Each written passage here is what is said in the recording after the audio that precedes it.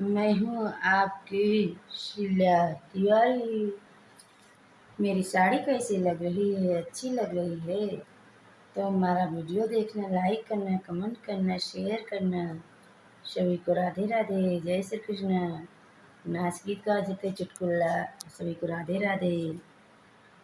भौजी रतिया के मुसवा बवाल करे बा, भौजी रतिया के मुसवा बवाल करे बा, भौजी रतिया के मुसवा बवाल करे बा, हे बवाल करे बा, हे बवाल रे बा, भौजी रतिया के मुसवा बवाल करे बा।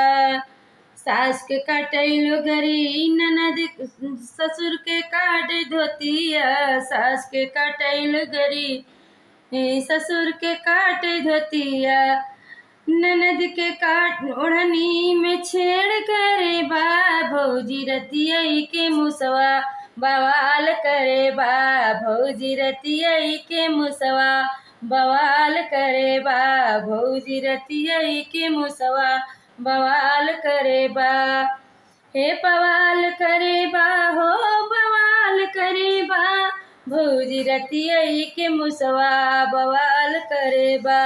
जेठ के काटै टोपिया, जेठान के काटै लहंगा, जेठ के काटै टोपिया, जेठान के काटै लहंगा, ननदी के कलवा में छेड़ करे बा, भौजी रतिया के मुसवा बवाल करे बा, भौजी रतिया के मुसवा बवाल करे बा, भौजी रतिया के मुसवा बवाल करे बा।